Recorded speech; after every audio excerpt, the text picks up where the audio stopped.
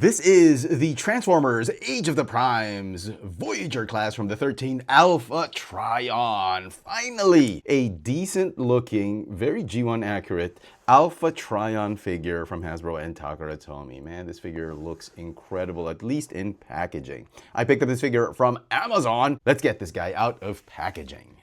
And here is Alpha Trion out of the box. And boy, this figure looks really good. This is probably the best Alpha Trion we've gotten in a long time. Probably the best one ever. It's very G1. I love the aesthetic on this guy. It's got great accessories. I do have a little bit of an issue with the engineering, particularly that sort of pseudo cape shield that he has on. Some little tiny things I did not like about the engineering of this figure. But overall, I love the way he looks. This is our G1 Alpha Trion. Head to toe, the figure stands at about 17 centimeters tall, or about 6 3/4 inches tall. And for comparisons, here is Alpha Trion with some of the other primes that I've reviewed in the past. We've got Megatronus Prime, Prima Prime, Solus Prime, Alchemist Prime, and of course Optimus Prime. So on to the figure itself. Well, for the longest time, I've always felt that Alpha Trion was like the oldest Transformer out there. And he's sort of like the father figure for Optimus Prime. He's sort of the Thundercats Jaga or Obi-Wan Kenobi, you know, sort of like the mentor to the leader or the main protagonist of the show. And before the whole mythology of the 13 was set up, he was really the oldest one. He was sort of the recorder of Cybertronian history. See right here, here is the G1 representation, and he's very, very close. We'll talk more about that later. Let's talk about the accessories that he came with. He came with these two, and this thing on his back, which I will talk about later. He comes with a writing instrument and a recorder. So if you look at the instructions, translate this, you can just Google it. The translation is Quill and Covenant Book.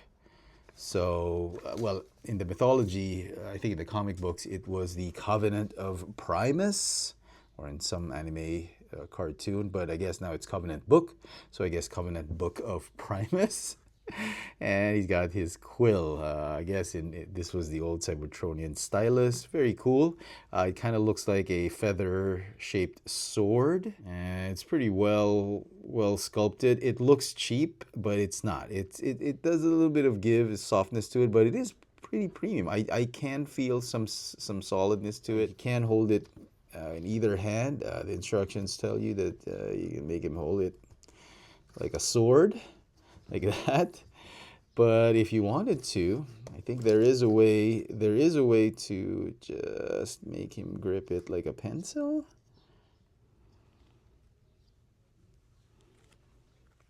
And there is Alpha Trion, ready to record the history of Cybertron with his quill and Covenant Book of Primus. He looks pretty cool, pretty badass. Now, before we go into the rest of his accessories, I want to show off that head sculpt. And as you can see, the head sculpt is heavily inspired by the G1 render, the G1 render being in his later stage in life. And I guess this figure with this younger head sculpt would have Alpha Trion in his prime, I should say, pun intended. I'm actually getting a lot of that Stan Lee vibes.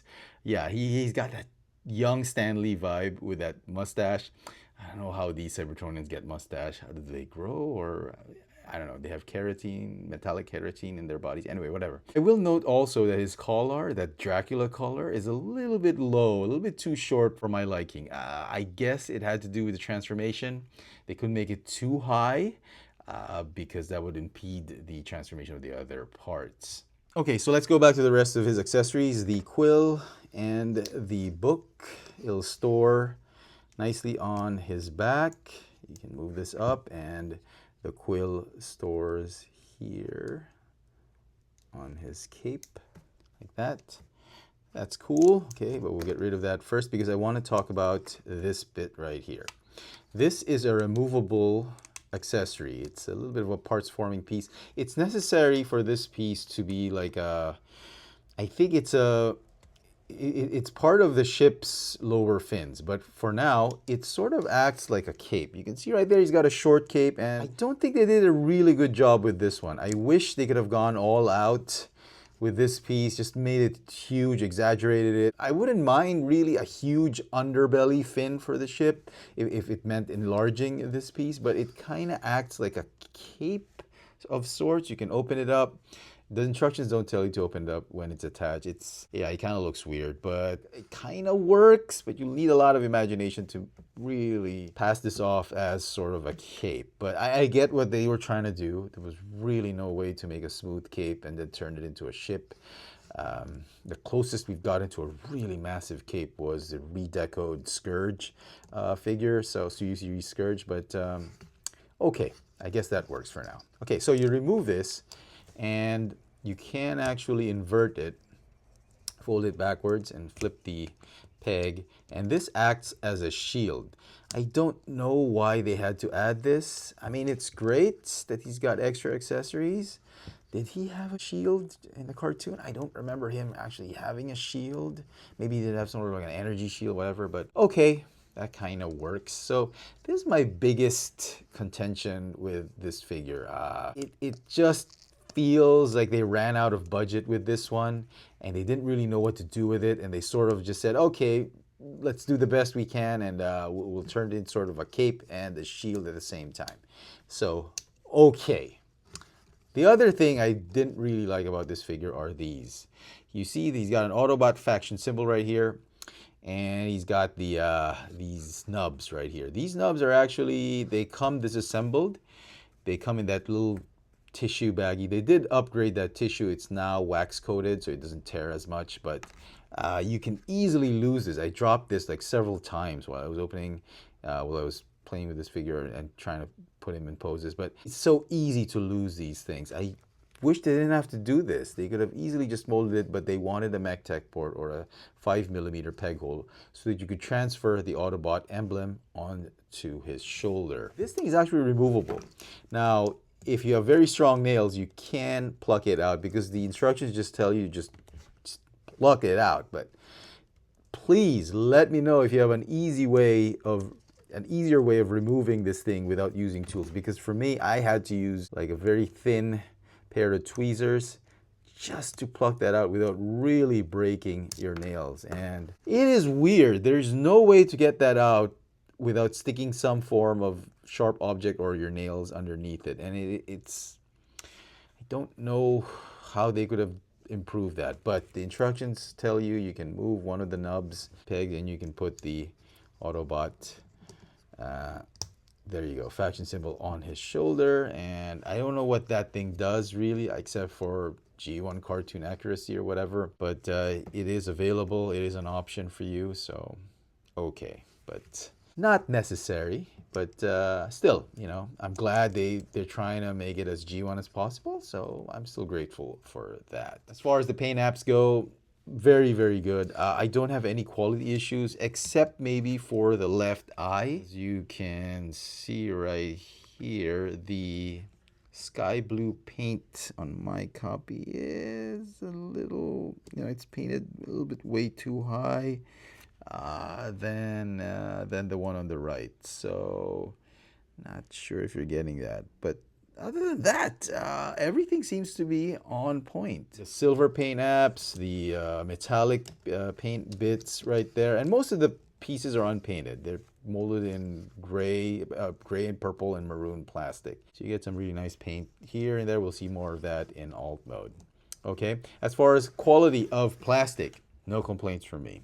Everything's premium, even this gray bit. There's a little bit of a give, like I said, but it does still feel premium. I can't complain too much.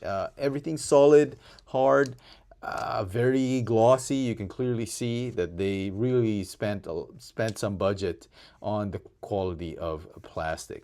As far as articulation goes, the neck can move forward and backward because of transformation. It's on a swivel. He's got a waist swivel, mostly because of transformation. There is an ab crunch right here, but that's due to transformation again.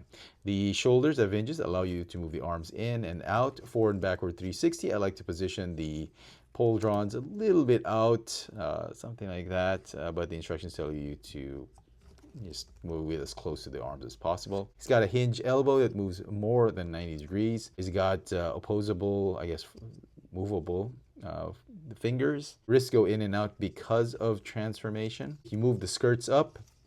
You can actually move the hips or the legs in and out and do the splits. Kick forward, a little bit backward, but hindered because of the cape. You remove the cape, you'll be able to have him kick backward. It's got a thigh swivel, got a hinged knee. The toes can move up and down. Oh, maybe just point down because of transformation. And he's got the rocker tilt. Okay, so transformation. You want to set the accessories off to the side. Okay, start with the fists. You want to fold them down. This. Okay, set the arms off to the side. The head, you want to fold it all the way back. You want to pop the backpack out. And then this one is going to pop out. You want to fold out these fins right here. They don't really tab in anywhere. They're on ball joints. Just move them out. Move this one out. This piece is going to fold over the head, and then this whole front part of the cockpit is going to fold out. Cockpit's going to fold back like that. Legs, you want to fold the heel spurs up, fold the toes out, and then you want to rotate both legs from the thigh joint outward, and then you want to combine them, tab them together. And here's the tricky bit, probably the most difficult part of the transformation, are the knees. The knees, you want to just pop them out, and they're just going to stay right there. They're going to like float and hover like that. And yeah, it'll set up these pieces and the arms to come in and sandwich those knee bits. So don't worry about it. I thought they just tabbed somewhere, but they don't. They just really stay there. Okay, so this one, the shield, you lock it in place for now, and then you just move it out like that. And then this whole waist lower assembly, you rotate at the waist. And then the upper torso, you are going to fold it up at that ab crunch. And then, like I said earlier, the top fins, they're going to scoot over and just make their way past the knee joints. Okay, and then you tab that whole cockpit assembly onto the legs. Okay, just tidying things up. Okay, and you know you've done it properly if the fins do clear the knees. So, and the hip assembly and the legs should be straight and flush. Okay, so that's how you know you've done it properly. It's a weird transformation, but it is ultimately satisfying once you do it properly. Okay, now for the arms, just rotate. You see these small pegs. They're not thin. They're pretty much solid pegs. Came from the wrist. You're going to peg in and onto the knees, and then you're just going to slide the arms so they peg in to the sides. Those tabs, the forearms are going to tab in right there, and those thin pegs, those stub pegs, are going to tab onto the knees. So that solidifies most of the jet mode. So yeah, it's a pretty solid rock sort of pebble-shaped craft. Okay, and complete the transformation with the lower fins. Like I said, these lower fins could have been bigger if they wanted like to really make a decent cape. I wouldn't have minded like a really huge squarish fin. That would have been okay with me, but they wanted aesthetic for the alt mode, so we have that. Okay, that is essentially the jet mode.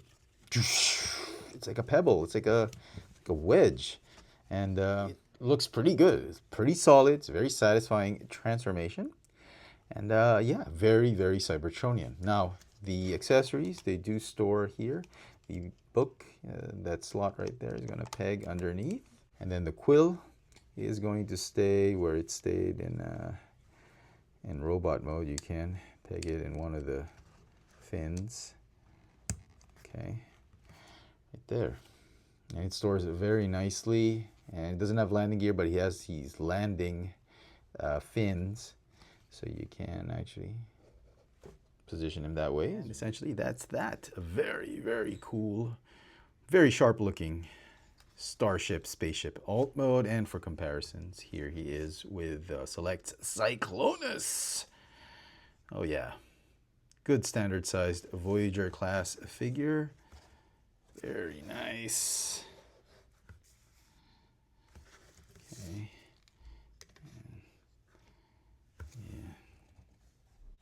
And so some final thoughts on this Age of the Primes Alpha Trion. I think this is by far the best and most G1 accurate Alpha Trion we've had for the Generations line. Albeit he is in his prime, he's still not in his elderly stage of his life. I do like all the nostalgic references that this figure has. He's got some really cool accessories with that quill and the Covenant Book of Primus. I like the engineering of this figure. The transformation is very satisfactory. The colors really work on this one. Quality is amazing. Articulation is great. And the transformation, when you get him into alt mode, very, very cool, very, very satisfying. I love everything that they did with this figure. I think Hasbro did a wonderful job with this one. I had some complaints with the cape sort of slash shield accessory bit. I wasn't a fan of that. I wish they could have done a better job making it a proper cape and all that. That Autobot faction symbol gimmick, not really my thing. But despite all that, I think the figure deserves a 10 out of 10. The Age of the Primes, 13 Primes, is looking very, very nice. It's shaping up to be a nice little lineup of primes. And I can't wait to get the others. Let me know in the comment section what you guys think of this Transformers Age of the Primes Voyager class Alpha Trion. Hit that notification bell so you never miss out on any of my latest video reviews. And if it's your first time here, please subscribe.